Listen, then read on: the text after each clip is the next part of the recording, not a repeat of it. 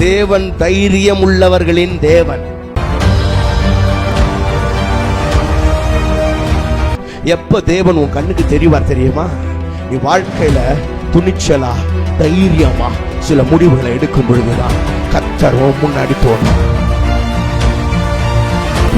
கிருபாசன தந்தையில நெருங்கி சேருகிற தைரியம் எதனாலே உண்டானது என்றால், தேவன் அன்பானவர் என்பதை சிங்காசனத்தை விட்டு இறங்கி சிலுவைக்கு வந்து மரித்து, மகனே நீ கிட்ட வா, நான் உன் மேல அவ்வளவு அன்பா இருக்கிறேன் அப்படின்னு ஆண்டவர் அந்த வழியை திறந்து காண்பித்ததுனால அவருக்கு என்ன கெப்பாசிட்டி இருக்கு, உன்னை கொண்டு அவரால் என்ன செய்ய முடியும் அப்படின்றத வச்சுதான் தேவன் உன்னை பார்க்கிறாரு. சொல்ல மாட்டீங்களே, ஃப்ரீயா கிடைச்சதுன்னா அதுக்கு என்ன இல்ல, மதிப்பே இல்லை பாருங்க. ஃப்ரீயா கிடைச்சதுன்னு அது ரொம்ப ஆமா, அது ரொம்ப ஒர்த்லெஸ்ன்னு நினைக்கிறோம், மதிப்பே இல்லாததுன்னு நினைக்கிறோம்.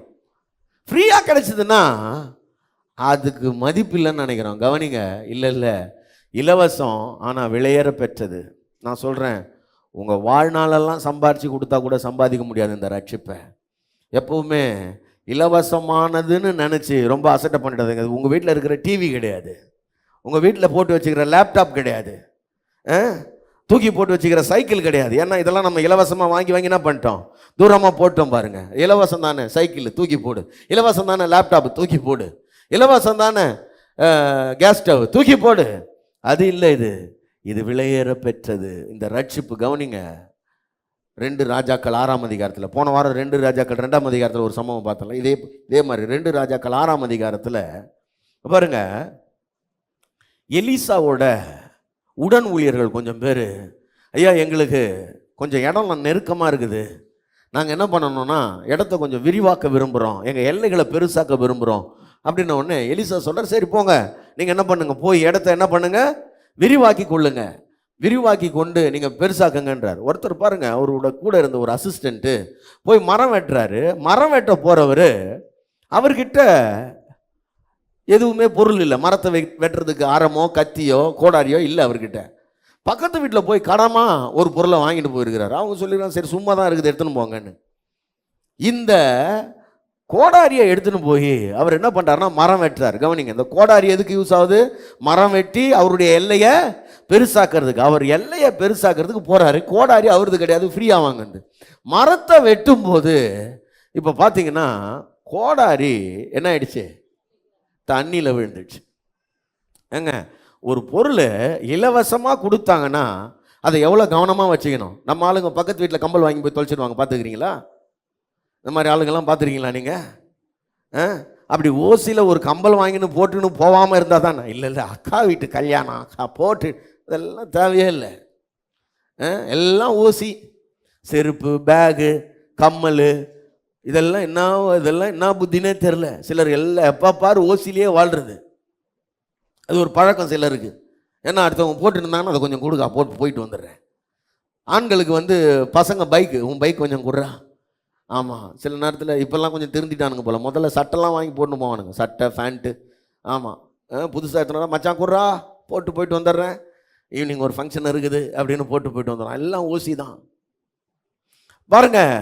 இந்த ஓசியா வாங்கின இந்த கோடாரிய கவனமே இல்லாம மரத்தை வெட்டி வீழ்த்தும் போது கோடாரி தண்ணிக்குள்ள என்ன பண்ணிடுச்சு, விழுந்து விட்டது. இதெல்லாம் 2 ராஜாக்கள் 6ஆம் அதிகாரத்தில் இருக்குது. கவனிங்க, இந்த கோடாரி இல்லைன்னா இவன் எல்லையே பெருசாகாது. இவன் கோடாரி இல்லைன்னா மரத்தை வெட்டி வீழ்த்த முடியாது.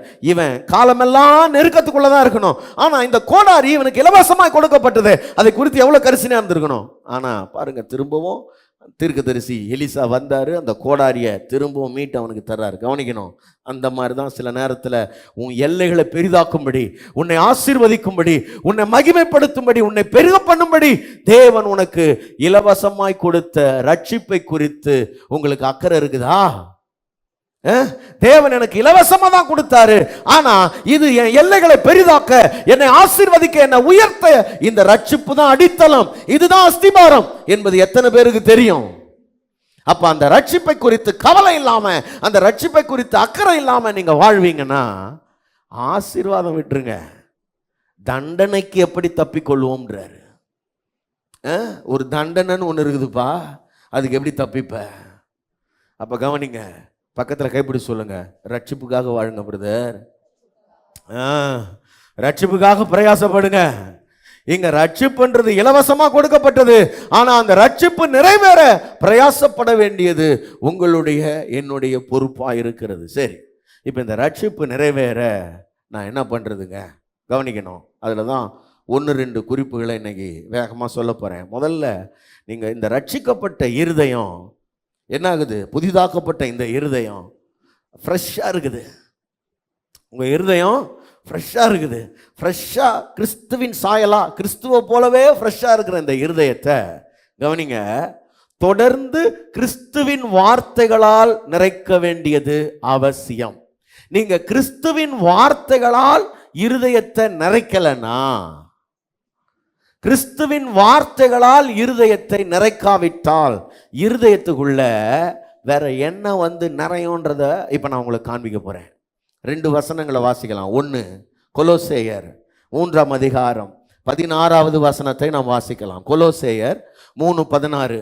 கிறிஸ்துவின் வசனம் உங்களுக்குள்ளே சகல ஞானத்தோடும் பரிபூரணமாக வாசமாயிருப்பதாக. கிறிஸ்துவின் வசனம் சொல்லுங்க. கிறிஸ்துவின் வசனம் சொல்லுங்க. கிறிஸ்துவின் வசனம் சகல சகல ஞானத்தோடும் பரிபூரணமாக உங்களுக்குள் வாசமாயிருப்பதாக. எல்லாரும் சொல்லுங்க. கிறிஸ்துவின் வசனம் பரிபூரணமாக வாசமாயிருப்பதாக. நல்லா கவனிக்கணும். இப்ப ரட்சிக்கப்பட்ட என்னுடைய இருதயத்துல கிறிஸ்துவின் வசனம் வந்து என் இருதயத்துக்குள்ள பரிபூரணமாக, கவனிங்க, பரிபூரணம் அப்படின்ற அந்த வார்த்தையை நீங்க கவனிக்கணும். பரிபூரணம் அப்படின்ற வார்த்தை தமிழ்ல 3rd ஸ்டேஜ். பூரணம் அப்படின்றது நிறைவான, பூரணம் அப்படின்றது ஒன்று இருக்குது. பூரணத்துக்கு அடுத்தது சம்பூரணம், பூரணத்துக்கு அடுத்தது சம்பூரணம், சம்பூரணத்துக்கு அடுத்தது தான் பரிபூரணம். இது என்ன சொல்றது?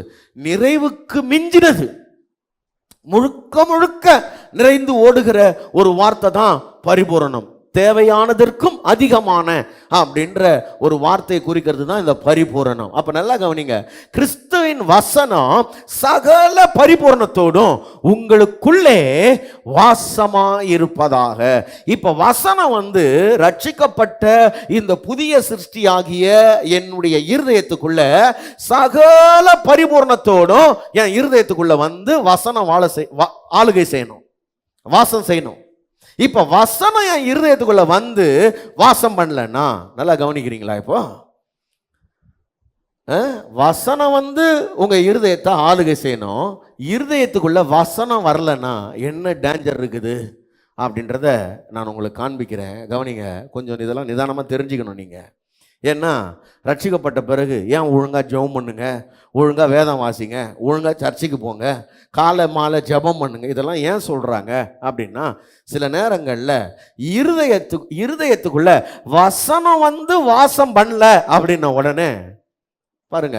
இப்போ மத்தேயு 12ஆம் அதிகாரம் நீங்க ஏற்கனவே அதில் நிறைய வசனம் வாசிச்சோம் இல்லையா? இருதயத்தின் நிறைவினால வாய் பேசும்னு ஆண்டவர் சொல்றாரு.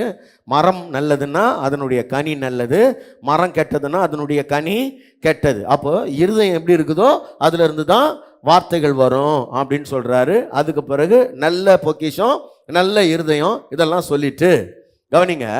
இந்த அடுத்தது அவர் என்ன சொல்ல வர்றாருன்னா, அங்க இருக்கிற மக்களோட பேசுறாரு. நான் பேசுற இந்த பிரசங்கத்தை நீங்க என்ன பண்ண மாட்டீங்க? கேட்க மாட்டீங்க. ஒரு அடையாளம் கேட்குறீங்க. யோனா பிரசங்கத்தை கேட்டு, ஒரே ஒரு பிரசங்கம் தான் இந்த யோனா பண்ணா.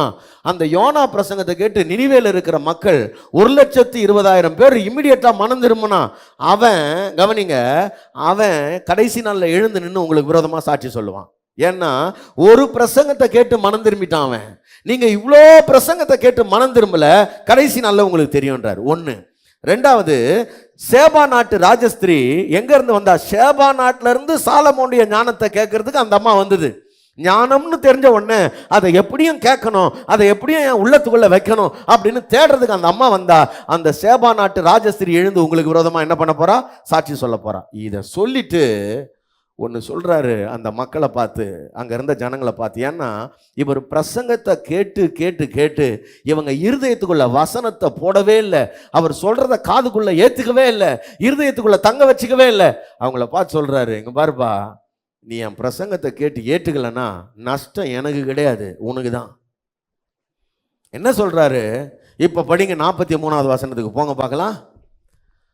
அசுத்த ஆவி ஒரு மனுஷனை விட்டு புறப்படும் போது, நல்லா கவனிக்கணும், நல்லா கவனிக்கணும். நீங்க புதிய சிருஷ்டியாய் மாற்றப்படும் போது என்ன நடந்தது?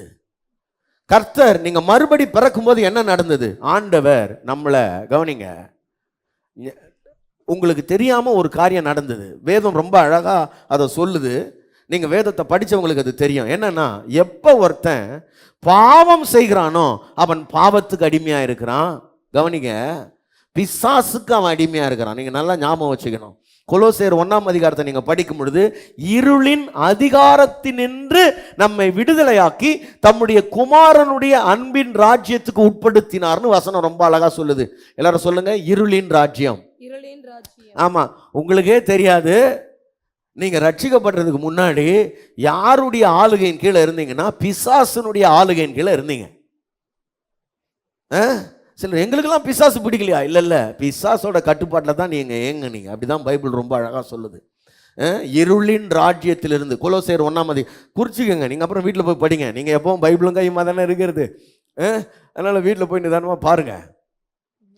அப்ப அந்த இருளின் அதிகாரத்திலிருந்து கர்த்தர் நம்மளை விடுதலை ஆக்குறாரு. அப்ப என்ன ஆகுதுன்னா, கவனிங்க, எல்லா அந்தகார வல்லமைகளும் எல்லா பிசாசின் கிரியைகளையும் கர்த்தர் நாம் அதுல இருந்து விடுதலை ஆக்கி நம்மளை அவருடைய பிள்ளையா மாத்துறாரு, புது சிருஷ்டியா மாத்துறாரு. எந்த வல்லமைகளும் உங்க மேல கிரியை செய்ய முடியாதபடி தேவன் உங்களை அவருடைய சுதந்திரவாளியா நியமிக்கிறாரு. சரி, இப்ப புது சிருஷ்டியா மாற்றப்பட்டனா என் இருதயத்தை சகலவிதமான என் இருதயத்தை இந்த வசனம் சகல பரிபூர்ணத்தோட என் இருதயத்தில் வந்து வாசம் பண்ணுறதுக்கு நான் இடம் அளிக்கணும்.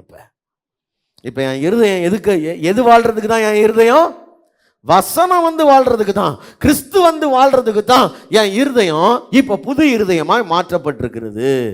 ஆனால் நான் என் இருதயத்துக்குள்ள வசனத்தையே போட மாட்டேன், எந்த விதமான நல்ல செய்திகளையும் என் இருதயத்தில் போட மாட்டேன், வாக்கு தத்தங்களை போட மாட்டேன், தேவனுடைய பிரமாணங்களை என் இருதயத்தில் போட மாட்டேன் அப்படின்னு நீங்கள் நினச்சிங்கன்னா என்ன நடக்குதாங்க? படிங்க பார்க்கலாம். கவனிங்க, நிறைய பேர் கிறிஸ்தவங்க ஏன் கஷ்டப்படுறாங்கன்றதுக்கு காரணம் இங்கே சொல்லப்பட்டிருக்கிறது. நல்லா கவனிக்கணும் ஐயா. அவங்களாம் ரொம்ப 10 வருஷமாக சர்ச்சுக்கு போகிறாங்க. 50 வருஷம் சர்ச்சுக்கு போனால் கூட சரி, ஜபமாவே பண்ணின்னு இருப்பாங்க. ஐயோ என்னன்னா 40 நாள் 2 நாளில் 40 நாள் 2 வேளை ஃபாஸ்டிங்கா? 2 வேளை இல்லை, 3 வேளை கூட போடு. பச்சை தண்ணி கூட பல்லில் படாமல் இரு. அதெல்லாம் பிரச்சனையே கிடையாது. கஷ்டம் வரும். ஏன் வருது இங்கே பாருங்க, ஏன் வருதுன்றது இங்க ரொம்ப அழகா சொல்லியிருக்கிறார் ஆண்டவர். என்ன சொல்லியிருக்காரு?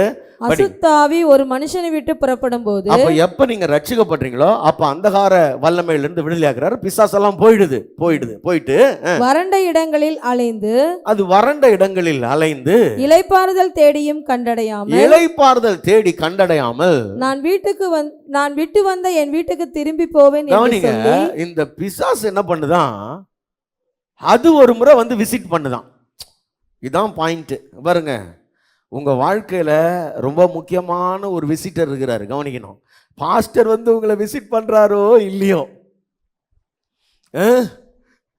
சர்ச்சில் இருக்கிற மூப்பர்கள் வந்து விசிட் பண்றாங்களோ இல்லையோ, உங்களுக்கு தெரிஞ்ச பிரதர் சிஸ்டர் வந்து உங்களை விசிட் பண்றாங்களோ இல்லையோ, ஆனா இந்த ஆளு அழைக்காமலே வந்துடுவான்.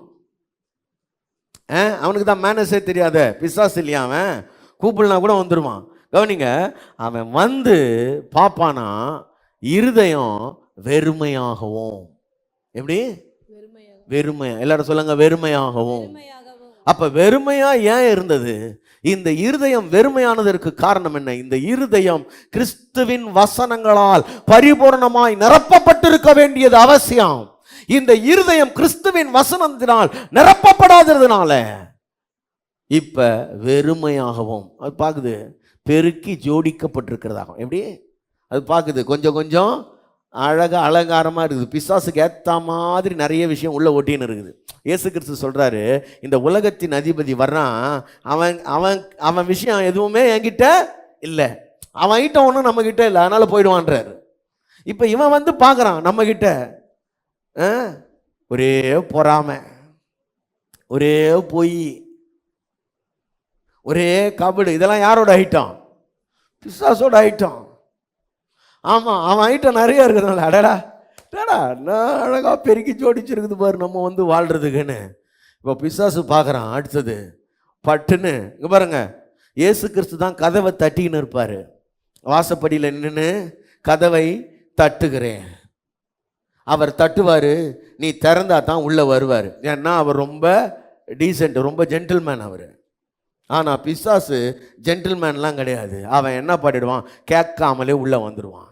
வீடு வெறுமையாக இருக்கிறதானால் அது அவனுடைய காரியங்கள்லாம் உள்ளே இருந்ததுன்னா இப்போ அவன் போய் சும்மா வரமாட்டானா. இது அதை விட ரொம்ப சூப்பரு. அவன் போய் அவனை விட எப்படி அவங்க அக்கா தங்கச்சி தண்ணிலும் பொல்லாத, ஏங்க ஒரு பேய் வந்து உள்ளே இருந்தாலே குடும்பமே கெட்டுரும், குடும்பத்தில் சமாதானம் போயிடும், குடும்பத்தில் தரித்திரம் வியாதி இதெல்லாம் வந்துடும். ஒரு பேய் இருந்தாலே முடியாது. இது போய் தன்னை விட பொல்லாத 7 பெரிய பேய்களை கூட்டு வந்து உள்ளே இருக்குதான். இருதயத்தை வெறுமையா விட்டா 8 பேய் வந்து உள்ள அட்டி போட்டுரும். இப்ப இந்த வாழ்க்கை எப்படி இருக்கும் ஆண்டவர் சொல்றாரு. முதல்ல ஒரு வாழ்க்கை வாழ்ந்தான் பாரு இந்த கிறிஸ்துவுக்குள்ள வர்றதுக்கு முன்னாடி. அதை விட பாருங்க, நீங்க இந்த மாதிரி சொல்றதை கேட்டிருக்கிறீங்களா? இந்த மாதிரி சில ஆட்கள் சர்ச்சுக்கு போனதுக்கு அப்புறம் தாங்க ரொம்ப கஷ்டமாயிடுச்சு. கவனி, இதான் பாயிண்ட். சர்ச்சுக்கு போனதுக்கு அப்புறம் ஏன் ரொம்ப கஷ்டமாச்சு தெரியுமா? உன் இருதயத்தில் 8 பேர் வந்து குடியேறதுக்கு நீ தான் இடம் கொடுத்த. ஒழுங்கா சர்ச்சில் பிரசங்கம் கேட்கல, பிரசங்க நேரத்தில் தூங்கின, பிரசங்க நேரத்தில் பராக்கு பார்த்த, பிரசங்க நேரத்தில் பிரசங்கம் கேட்டு வார்த்தையை இருதயத்துக்குள்ள பதிச்சு வசனத்தினால உன் இருதயத்தை நிறைச்சிருந்தனா வாழ்க்கை வளமா இருக்கும், சுகமா இருக்கும், உன் குடும்பத்தில் சமாதானமும் சந்தோஷமும் பெருகி இருக்கும். கர்த்தர் நன்மையால் உன் வாழ்க்கையை அலங்கரிச்சிருப்பாரு. வாழ்க்கை கெட்டது இருதயத்துக்குள்ள எந்த நல்ல வார்த்தைகளையும் எடுத்து போடாம, இருதயத்துக்குள்ள எந்த ஆவிக்குரிய நன்மைகளையும் பொக்கிஷமா சேர்த்து வைக்காம, இருதயத்தை வெறுமையா கவனிங்க, வசனம் மட்டும்தான் உள்ள போவாது. ஆனா இப்ப பெருக்கி ஜோடிக்கிறதுலாம் எப்படி? பக்கத்து வீட்டில், அக்கா உனக்கு ரமாக்கா கதை தெரியுமா, சொல்லுடின்னா இது போயிடுது உள்ள. ரமாக்கா கதை தெரியுது, உமாக்கா கதை தெரியுது, சீலாக்கா கதை, மாலாக்கா கதை, எல்லா பீலா கதையும் தெரியுது, ஃபேஸ்புக்கில் ஓடுறது தெரியுது, இன்ஸ்டாகிராமில் ஓடுறது தெரியுது, எல்லாத்தையும் பார்க்குது, எல்லாத்தையும் கேட்குது. இதெல்லாம் உன் இருதயத்தில் போய் போய் போய் குப்பை மாதிரி சேர்ந்து இந்த பேய்களை குடி வைக்குது உன் இருதயம். கவனிக்கணும், ரொம்ப முக்கியம். எதை கேட்குற? உங்களை டிவி பார்க்க வேணாம்னா நீங்கள் பார்க்காமலாம் நிறுத்த மாட்டீங்க. எப்பயும் டிவி தானே பார்ப்போம் நம்ம. எப்பயும் சன் நியூஸ் தான். நாங்கள் வெறும் நியூஸ். நீயே சேட் நியூஸ், உனக்கு எதுக்கு சன் நியூஸ்? இப்போ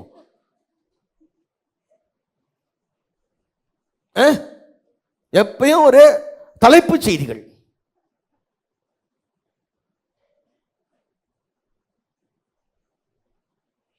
கவனிங்க, ஒரே நியூஸ் தான். நம்ம ஆளுங்க ஃபார்வர்ட் பண்றதெல்லாம் பாருங்களேன். உலகத்தில் என்ன நடந்தாலும் உடனே ஃபார்வர்ட். முதல்ல இருதயம் எதனால நிரம்புது? கவனிங்க, நீங்க ஒரு விஷயத்தை கொஞ்சம் கவனிக்கணும். நீங்க ஒரு யூடியூப்லேயோ ஃபேஸ்புக்லேயோ இன்ஸ்டாலேயோ ஒரு விஷயத்தை பார்க்குறீங்க, இல்லைன்னா கேட்குறீங்க, ஒரு 2 நிமிஷம் ரீல்ஸ் கேட்குறீங்கன்னு வைங்களேன். அது உங்களுக்குள்ள உண்டாக்கக்கூடிய இம்பாக்ட் என்ன? அது என்ன தாக்கத்தை உங்களுக்குள் உருவாக்குகிறது? அது என்ன செய்யுது உங்களை? கவனிங்க, ஒன்னே ஒன்று சும்மா எக்ஸாம்பிளுக்கு சொல்கிறேன். இப்போ போன வாரம் கராத்தே மாஸ்டர் உசைனி இறந்துட்டார். இந்த நியூஸ் ரொம்ப பரவலாக பரவிடுச்சு. அவர் பேசுனதெல்லாம் போட்டுக்கிட்டே இருக்கான். அவர் நான் இன்னும் கொஞ்ச நாள் தான் இருப்பேன் போயிடும், அதை போட்டுக்கிட்டே இருக்கிறான். இதை பார்க்குறோம். பார்த்த உடனே நம்ம ஆளுங்க அடுத்தது என்ன தேடுறான்னா, பிளட். இவ்வளோ ஹெல்த்தியாக இருந்த ஒரு மனுஷனுக்கு இப்படி ஒரு நோய் வருமா? பிளட் கேன்சர்னா என்ன? அதை போய் பாரு. அது எதனால வருது? அது எதனால வருது சொல்றான். திடீர்னு அதிர்ச்சி ஆயிட்டா வந்துருமா? அவர் சொல்றார், திடீர்னு அதிர்ச்சி ஆயிட்டா வந்துடும். அப்புறம் ஜெனட்டிக் ப்ராப்ளம் இருந்தால் வரும் சொல்றான். ஜெனட்டிக் ப்ராப்ளம் இருந்தால் வருங்க. திடீர்னு நம்மளாம் அதிர்ச்சி ஆகணும்னா எத்தனை பிளட் கேன்சரை தாங்கி இருக்கிறது. அப்போ இவன் உடனே அதை பற்றி ஒரு சர்ச். அதுக்கு அடுத்தது உடனே அடுத்த நாளே இவர் செத்துட்டார், இந்த பாரதி ராஜாவோட சன்னு. உடனே அது ஒரு நியூஸ். உடனே நம்மளால் யோசிக்கிறோம் 48 வயதில் மாரடைப்பா. நம்மளால் யோசிக்கிறாங்க எனக்கு கூட லைட்டாக அப்பப்போ பிடிக்கிற மாதிரி இருக்குது. ஒரு எக்கோன்னு எடுத்து பார்த்துட்டா நல்லா இருக்கும். நீ பார்க்குற விஷயம் உனக்குள்ள என்ன கிரியேட் பண்ணுது பாரு. வேண்டாத பயங்களை, வேண்டாத எண்ணத்தை, தவறான கற்பனைய அது உங்களுக்குள்ளே உருவாக்குகிறது என்பதை நீங்க கவனத்தில் கொள்ளுங்கள். சீரியல்ல பார்க்கறதுனால என்னைக்காவது பக்தி விருத்தி அடைஞ்சிருக்கிறீங்களா? எந்த சீரியலையாவது பார்த்து பக்தி விருத்தி அடைஞ்சிருக்கீங்களா? ஆமா, ஒரு சீரியலையாவது பார்த்து மனம் திரும்பினதா இருக்கிறா யாராவது? வாணி ராணி சீரியல்ல வர மாதிரி மாமியாரை என்னைக்கு போட்டு தள்ளுறது, நாத்தனார வீட்டுக்கு வரவிடாம பண்ணுவது எப்படி, இதுதானே கத்துக்கிறீங்க. ஏன்னா இதுதான் உங்களுக்குள்ள விதைக்கப்படுது. அப்ப நல்லா கவனி, நீ சுத்தி இருக்கிற காரியங்களால, நீ பேசக்கூடிய மக்களால எதெல்லாம் உனக்குள்ள விதைக்கப்படுதோ அது உன் வாழ்க்கையை கட்டுதா, உன் எல்லைகளை பெரிதாக்குதா, நன்மைகளால் உன்னை நிரப்புதா, இல்லைன்னா உன் இருதயத்தை அசுத்தப்படுத்தி, உன் இருதயத்தை கரப்படுத்தி பிசாசு வந்து குடியிருக்கிறதுக்கான வாசஸ்தலமா உன் இருதயத்தை மாத்துதா. ஜாக்கிரதையாயிரு. அப்ப என் இருதயம் நன்மைகளால் நிரம்ப வேண்டியது அவசியமாக இருக்கிறது. என் இருதயம் வசனத்தினால் நிரம்பி இருக்க வேண்டியது அவசியமாக இருக்கிறது. என் இருதயம் வசனத்தினால் ஆளப்பட வேண்டியது அவசியமாக இருக்கிறது. அப்ப என்னங்க பண்றது? கவனிக்கணும். அதுதான் இப்ப சொல்ல போறேன். உன் இருதயம் வசனத்தினால் நிரப்பப்பட, உன் இருதயம் வசனத்தினால் ஆளப்பட வேண்டுமானால் என்ன நான் செய்ய வேண்டும்? அதை தொடர்ந்து சில காரியங்களை உங்களோட பேச விரும்புகிறேன். போன வாரத்தில் ஒரு வேத பகுதியை வாசித்தோம். அதை வாசிச்சுட்டு திரும்ப நான் இங்கே வரேன். முதல்ல வாசிங்க பார்க்கலாம். தீத்து 2ஆம் அதிகாரம், தீத்து 2:11 14 வசனங்கள் வரையில் ஒரு காரியம் இருக்குது. அதை நம்ம வாசிக்கலாம். தீத்து 11-14 இல்லை. நாம் நம்பி இருக்கிற ஆனந்த பாக்கியத்துக்கும் மகாதேவனும் நமது இரட்சகருமாகிய இயேசு கிறிஸ்துவினுடைய மகிமையின் பிரசன்னமாகுதலுக்கும் எதிர்பார்த்து கொண்டிருக்கும்படி நமக்கு போதித்து அவர் நம்மை 11 படிக்கிறீங்களா? 11:2-11. ஏனெனில் எல்லா மனுஷருக்கும் ரட்சிப்பை அளிக்கத்தக்க தேவ கிருபையானது பிரசன்னமாகி நாம் அவபக்தியையும். நல்லா கவனிங்க.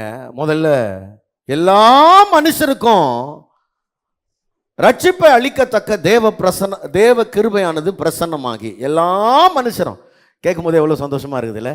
எல்லா மனுஷரும், எல்லாரும் சொல்லுங்க, எல்லா மனுஷரும். அது வார்த்தை பாருங்களேன். எல்லாரையும் ஆசீர்வதிக்கணுன்றது ஆண்டோட விருப்பமா இருக்குது. நீ ஏழையோ பணக்காரனோ நல்லவனோ கெட்டவனோ கருப்போ செவப்போ இந்துவோ கிறிஸ்டினோ முஸ்லீம் அதெல்லாம் பிரச்சனை கிடையாது. எல்லா மனுஷரும் ரட்சிக்கப்பட்டு எல்லாரும் ஆசீர்வதிக்கப்படதான் இந்த தேவ கிருபையானது என்ன பண்ணுச்சான்? பிரசன்னமாயிடுச்சு. பிரசன்னமாகி அது என்ன பண்ணுது? அது இப்ப அதை விசுவாசிச்சிட்டீங்கன்னா அடுத்தது லௌகீக இச்சைகளை வெறுத்து. இது ரொம்ப முக்கியமான பாயிண்ட். கவனிங்க. லௌகீக இச்சைகளை வெறுத்து. இதை நான் சொல்றதுக்கு முன்னாடி இதுக்குள்ளதான் இப்ப நம்ம போறோம். ஒன்னொன்னா போறேன். நான் சொல்ல போறேன். உங்க இருதயத்தை நீங்க தேவனுடைய வசனத்தினால் நிரப்பணும். வசனத்தினால நிரப்பலைன்னா நீங்க என்ன ஆகுன்றத சொன்னேன். பேய்ங்க வந்து உங்க இருதயத்துல குடியிருக்கும். உங்க வாழ்க்கையில இது ஒரு பிராக்டிஸ். இது இன்னைக்கு ஒரு நாள் பிரசங்கத்தை கேட்டா இது நடந்துருமா? நடக்காது. இது ஒவ்வொரு நாளும் உங்களுடைய வாழ்க்கையில நீங்க பயிற்சி செய்ய வேண்டிய ஒரு விஷயம். அதனால்தான் உங்கள் ரட்சிப்பு நிறைவேற பிரயாசப்படுங்கள். இதை நீங்க தொடர்ந்து செஞ்சுக்கிட்டே இருக்கணும். தொடர்ந்தேச்சையாய் செய்ய வேண்டிய ஒரு காரியத்தை பற்றி இப்பொழுது நான் உங்களோடு பேச போகிறேன். உங்க இருதயம் தேவனுடைய வசனத்தினால் நிறைந்திருக்க நீங்கள் செய்ய வேண்டிய ஒரு பயிற்சி இருக்கு. ஏன்னா இந்த பயிற்சின்னு ஒன்று செய்யலன்னா அது என்ன ஆயிடும்னா மறந்துடும். நல்லா கவனிக்கணும். நீங்க எல்லாரும் ஒரு 50 கிலோவை தூக்க சொன்னா யாராவது உடனே தூக்கிட முடியுமா? ஒரு 25 கிலோன்னா தூக்கலாம் ஒரு ஆள். ஒரு 50 கிலோ உடனே என்ன பண்ண முடியாது? தூக்க முடியாது. ஆனா இந்த 50 கிலோவை தூக்கி 25, 30, 35ன்னு தூக்கி பயிற்சி செஞ்சவங்க ஒரு நாள் 50 கிலோ தூக்க சொன்னா என்ன பண்ணிடுவாங்க? தூக்கிடுவாங்க. அப்ப பயிற்சி என்பது என்ன பண்ணோம்னா ஒரு பெரிய காரியத்தையும் செய்யறதுக்கு அவங்கள தகுதி உள்ளவர்களா மாற்றும். அதைத்தான் இந்த எபிரேய நிருபத்தினுடைய ஆசிரியர் சொல்றாரு, காலத்தை பார்த்தால் போதகராக இருக்க வேண்டிய நீங்கள். இது எபிரேயர் 5ஆம் அதிகாரம் 12ஆம் வசனத்திலிருந்து அங்க சொல்றாரு, காலத்தை பார்த்தால் போதகராக இருக்க வேண்டிய நீங்க. ஏன்னா ஏன் போதகர்னு சொல்றாருன்னா, 10 வருஷம் 15 வருஷம் 20 வருஷம் சர்ச்சைக்கு வந்துக்கினே இருக்கிறது. பார்த்தா 10 பேருக்கு நீயே புத்தி சொல்லணும், 10 பேருக்கு நீயே அட்வைஸ் பண்ணி ஆலோசனை கொடுத்து அவங்கள கிறிஸ்துவுக்குள்ள நடத்தணும். அந்த மாதிரி 15-20 வருஷம் ஆச்சு நீ சபைக்கு வந்து, உன் குடும்பத்தையே இன்னும் உனக்கு ஒழுங்கா என்ன பண்ண தெரியல, போதிச்சு நடத்த தெரியல. காலத்தை பார்த்தால் போதகராக இருக்க வேண்டிய உங்களுக்கு என்ன பண்ண வேண்டியதா இருக்குது? மூல உபதேச வசனங்களை மறுபடியும் எல்கேஜி பாடத்தை திரும்ப திரும்ப சொல்ல வேண்டியதா இருக்குது. இப்ப நம்ம சர்ச்சில் என்ன பண்ணுகிறோம்? எல்கேஜி பாடத்தை திரும்ப திரும்ப சொல்லுகிறோம். ரட்சிக்கப்பட்டு இப்படி வாழு, ரட்சிக்கப்பட்டு இப்படி வாழு, ரட்சிக்கப்பட்டு இப்படி வாழு. ஏன்னா கேள்வியில் நீங்கள் மந்தமுள்ளவங்களா இருக்கிறீங்க, இதை நீங்க பயிற்சி செய்ய மாட்டீங்கன்றது தான் பிரச்சனை. படிங்க, அந்த வசனத்தை படிங்க பார்க்கலாம். 12ல இருந்து சில வசனங்கள். காலத்தை பார்த்தால் போதகராய் இருக்க வேண்டிய உங்களுக்கு தேவனுடைய வாக்கியங்களின் மூல உபதேசங்களை மறுபடியும் உபதேசிக்க வேண்டியதா இருக்கிறது. திரும்ப ஏபிசிடியே சொல்லி கொடுத்துன்னு இருக்க வேண்டியதாகுது. 10 வருஷம் ஆனாலும் 20 வருஷம் ஆனாலும் ஏபிசிடி தான் படிக்கிறீங்க, அதை தாண்டி போகவே மாட்டீங்க. காரணம் என்னன்னா, பயிற்சி செய்ய மாட்டீங்க. படிக்கிறத பயிற்சி செய். இங்க கத்துக்க, வீட்டுல போய் பிராக்டிஸ் பண்ணு. கவனிங்க, இங்க கேளு, வீட்டுக்கு போய் வாழு. பக்கத்துல கைப்பிடி சொல்லுங்க, இங்க கேளு, வீட்டுக்கு போய் வாழு. கேட்டுட்டு வாழு. கேட்டுட்டு இந்த காதுல கேட்டுட்டு அந்த காதுல விட்டுட்டு போறதுனால ஒரு நன்மையும் கிடையாது. நீ வந்துக்கினே இருக்க வேண்டியதான். ஐயா உங்க சர்ச்சுக்கு 50 வருஷம் வரையா, பேட்ஜ் வேணா தரேன், குத்திக்கோ, 50 வருஷம் விசுவாசின்னு. ஒன்றும் கிடையாது. பரலோகத்துக்குலாம் வர முடியாது. பேட்ஜ் வேணா கொடுப்போம். 50 ஆண்டு விசுவாசி வேற, மூத்த விசுவாசி என்ன பேட்ஜ் வேணா கொடுத்துட்றேன். ஆமா, இவர் ஐயா 30 வருடம் போ, 30 வருட விசுவாசி போ. ஒன்றும் பிரயோஜனம் கிடையாது, ஒரு நன்மையும் பார்க்க போறதில்ல. ஆனா அதுக்கு உன்னை அழைக்கல கர்த்தர். உன்னை மகிமைப்படுத்த அழைச்சிருக்கிறார், உன்னை கனப்படுத்த அழைச்சிருக்கிறார், உன்னை ஆசீர்வதிச்சு அவர் நாமத்துக்கு மகிமையா, கீர்த்தியா, புகழ்ச்சியா உன்னை வாழ வைக்கிறது தான் அவருடைய திட்டம். பிரைஸ் காட், ஆமென். ஒருத்தன் கூட கெட்டு போகணுன்றது அவருடைய திட்டம் இல்லை. அவர் எண்ணத்துல நீங்க உயர்ந்து இருக்கிறீங்க. தயவு செய்து அதை நீங்கள் புரிந்து கொள்ள வேண்டியது அவசியம். அப்ப மறுபடியும் மூல உபதேசத்தை உங்களுக்கு உபதேசிக்க வேண்டியதாயிருச்சு. நீங்கள் பலமான ஆகாரத்தை அல்ல, புட்டி பால் கொடுக்குறோம் உங்களுக்கு. மறுபடியும் புட்டி பால், பலமான ஆகாரத்தை அல்ல. ஏதாவது சின்னதாக கொஞ்சம் பலமான ஆகாரம் கொடுத்தா உடனே பேதி ஆயிடுது, நிற்க மாட்டேங்குது. புட்டி பாலே கொடுத்துக்கிட்டு இருக்கிறோன்றாரு. படிங்க பார்க்கலாம். பாலை உண்ணத்தக்கவர்கள் ஆனீர்கள், பால் உண்கிறவன் குழந்தையா இருக்கிறபடினாலே நீதியின் வசனத்தில் பழக்கம் இல்லாதவனா இருக்கிறான். பலமான ஆகாரமானது நன்மை தீமை இன்னதென்று பயிற்சியினால் பகுத்தறியத்தக்கதாக முயற்சி செய்யும். கவனிங்க, பயிற்சியை முயற்சி செய்யும். எல்லாரும் சொல்லுங்க, பயிற்சியினால் முயற்சி செய்யும். Praise god. நல்லா எப்படி சரியா போட்டிருக்கிறாங்கல்ல? பயிற்சியினால் முயற்சி செய்யும். பிராக்டிஸ் பண்ணி இந்த முயற்சி பண்ணினே இருக்கணும். கிறிஸ்தவ வாழ்க்கைன்றது என்ன பாருங்க, ரட்சிக்கப்பட்ட நாள் அன்னைக்கு ஒரே நாள் இயேசு கிறிஸ்துவ போல டோட்டலா மாறிடுறது இல்லை, கிடையாது. ஒவ்வொரு நாளும் கிறிஸ்துவின் நிலையை அடைவதற்கு பயிற்சியினால் முயற்சி செஞ்சுக்கிட்டே இருக்கணும். நேற்று விழுந்தியா, இன்னைக்கு எழுந்து முயற்சி செய், திரும்பவும் முயற்சி செய். என்றைக்கும் நல்ல கவனிங்க, என்றைக்கும் முயற்சி செஞ்சுக்கிட்டே இருக்கணும். ஏன்னா தேவ சாயல்ல பூர்ணமாகணுன்றது தான் நம்முடைய வாழ்க்கையுடைய நோக்கமாக இருக்கிறபடினால. அப்ப அதுக்கு நேராக போகணும்னா என்ன பண்ணணும்? இப்ப தீத்து சொன்ன மாதிரி லௌகீக இச்சைகளை வெறுத்து. கவனிக்கணும், முதல் ஸ்டெப்பு, நீங்க ரட்சிக்கப்பட்ட பிறகு இந்த கிறிஸ்துவின் வசனம் உங்களுக்குள்ளே பூரணமாய் வந்து வாசமா இருக்கணும்னா முதல் ஸ்டெப்பு, நீங்க உலகத்தை விட்டு பிரித்தெடுக்கப்பட்டவர்கள் என்பதை அறிந்து கொள்ளணும். இதை பற்றி நான் அடுத்த வாரம் கொஞ்சம் டீட்டெயிலாக பேசுகிறேன். நீங்கள் யாருன்னா இந்த உலகத்திலிருந்து பிரித்தெடுக்கப்பட்டவர்கள். தயவுசெய்து ஒரு வசனத்தை வாசிக்கிறீங்களா? அப்போஸ்தலர் நடபடிகள் 2ஆம் அதிகாரம், அப்போஸ்தலர் 2:40 வசனத்தை வாசியுங்கள். இன்னும் அநேக வார்த்தைகளாலும் சாட்சி கூறி மாறுபாடுள்ள இந்த சந்ததியை விட்டு விலகி